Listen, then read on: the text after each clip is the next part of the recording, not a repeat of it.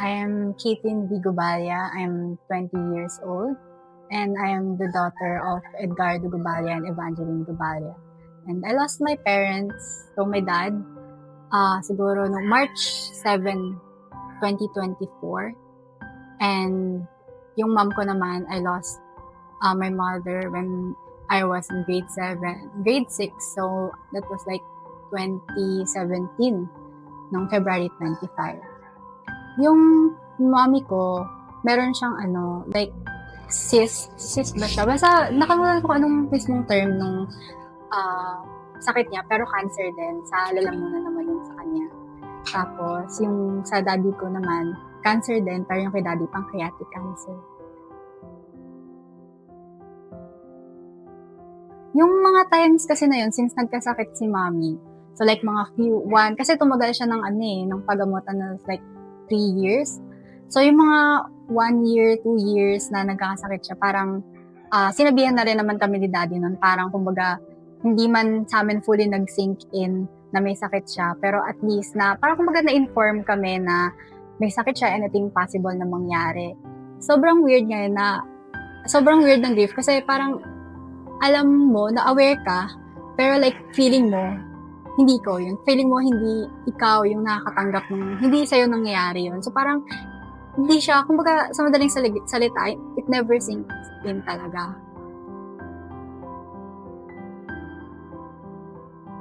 When I lost my mom, parang it doesn't feel so alone. Kasi, and then, alam ko na at some point, okay, meron pa rin ako masasandalan. I still have my father na parang kumbaga hindi niya man maibibigay yung pagkalinga ng isang ina, pero alam ko na parang andun yung peace ba na kahit pa paano, meron pa rin kami pinagbabagsakan, parang ganon. And then, ngayon naman na I lost my father, and especially at this age, 19, when I was 19, parang mas masakit siya. Kumbaga parang, nung namatay si daddy, parang naramdaman ko ulit yung wala na talaga akong parents at all. Kasi nung pagkamatay ni mommy, parang, okay, meron pa akong parent na andyan naman na si daddy. Kasi syempre, bata pa ako nun. So parang kahit I was aware of my condition, hindi pa rin siya nagsisink in fully. And ayun, parang ngayon na nawala si daddy, parang sobrang doble. Actually, hindi lang doble, triple pa, na nawalan ka ng nanay, nawalan ka ng tatay, nawalan ka ng parent, parang isang kabuuan na parang ang laki ng parte na nawala sa akin nung nawala si daddy. Kaming dalawa ni ate, nung time na, actually may sakit pa lang si daddy, sobrang like, nag-cut off kami ng mga people around us kasi ganun kami mag-cope up.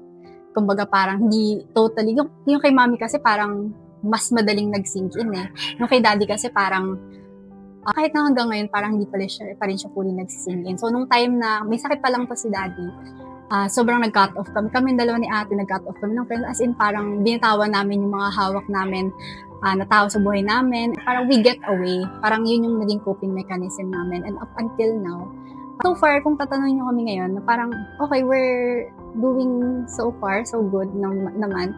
Pero nung mismong pagkamatay ni daddy, sobrang naging tahimik. Kasi ate kasi parang, na siya, mas natanda kasi siya sa akin. So parang mas nagkaroon siya ng coping mechanism na healthy for her.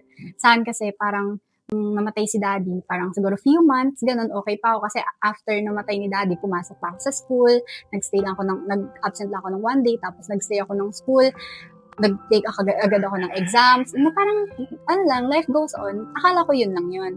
And then few months after, parang I experienced mental health issues na I had to go through therapy pa for it. Yung band namin, hindi strongest, kumbaga. Pero all close kami, magkapatid kami, pero hindi the strongest na parang we can rely on each other.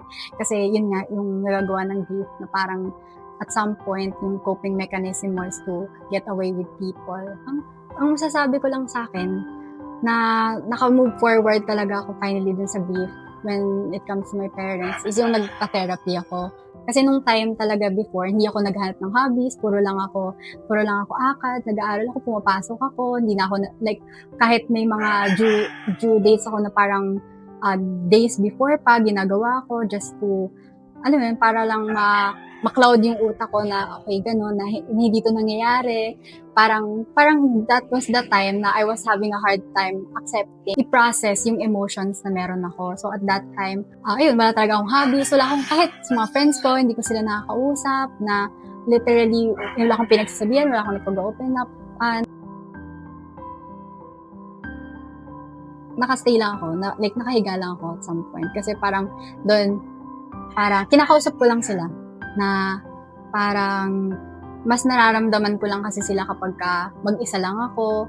Kasi parang kami ding family, hindi naman kami mahilig mag-go out. So parang wala rin kaming memories na okay, pag pinuntahan ko to, maalala ko sila, makakausap ko sila.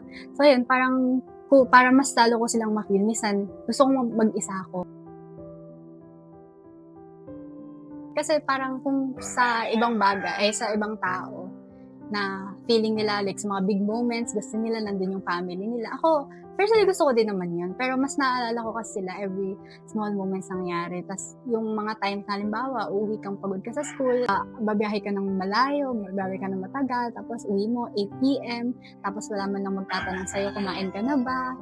Or kaya gigising ka, like mag-aaral ka ng midnight, wala man nang magsasabi sa'yo, oh, kumain ka muna, mag-snacks ka muna.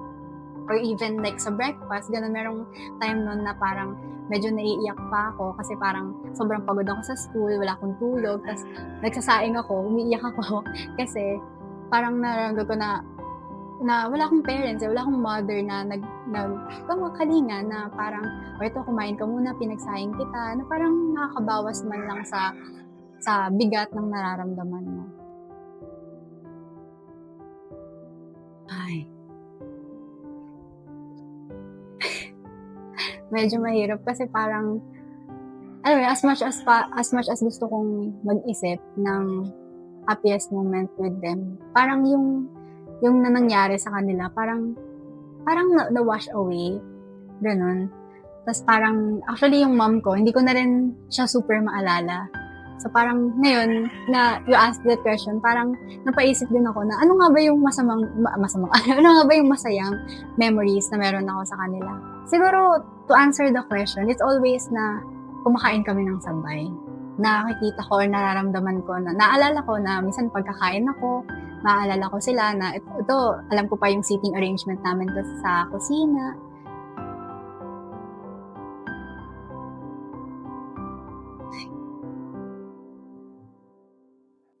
Siguro kung may sasabihin man ako, siguro I just like say na I need them. Kasi parang, of course, I miss them, I love them, but mostly because I need them right now. So parang sila yung, kumbaga parang lumalaki ako, tapos, kumbaga wala sila, na hindi ko ma-imagine nag-graduate ako nang hindi sila yung aakyat, na naiinggit ako, gano'n. And gusto ko rin mag-sorry, siguro, sa kanila. Kasi,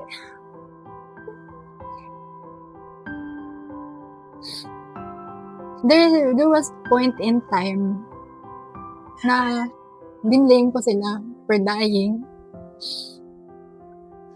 Kasi hindi ko matanggap na parang, alam ko naman sarili ko na hindi naman nila fault yon at all. And for sure, ayaw rin naman nila kaming iwan. And gusto kong mag-sorry din kasi feeling ko hindi ko nagagawa yung mga bagay na gusto nila para sa akin ngayon.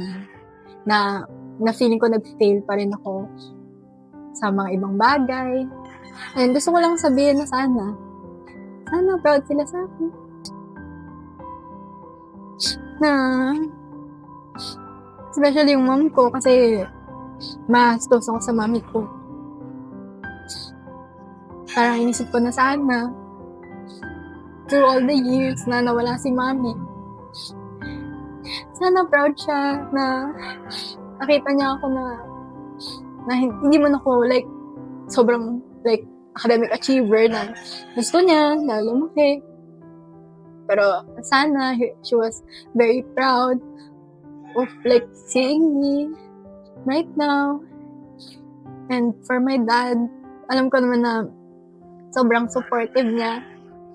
And gusto ko lang din sabihin kay daddy na sana hindi niya rin biniblame yung sarili niya ngayon. Kasi bago siya mamatay, parang he felt bad na kailangan niya kaming iwan. Na parang nung ako kasi nagbabantay sa hospital, so parang naaalagaan ko siya. Merong time nun na parang pinapalitan ko siya ng diaper niya, gano'n, ng mga sa hospital bed. Tapos parang sabi niya sa akin nung nag-sorry siya na, "Sorry anak, nauna mo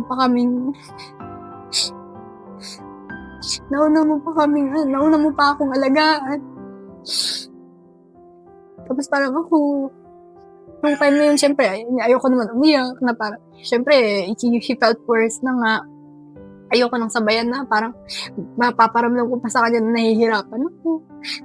Kaya, ginagawa ko, like, ngumiti na lang ako nung time na yun, kasi, parang iniisip ko na, ayoko nang dumagdag, na gusto kong iparamdam sa kanya na okay lang, na kung iwan man niya kami, parang, hindi ko siya i-blame totally, na parang may intindihan ko na kung mawawala man siya, kaya ko yung sarili ko.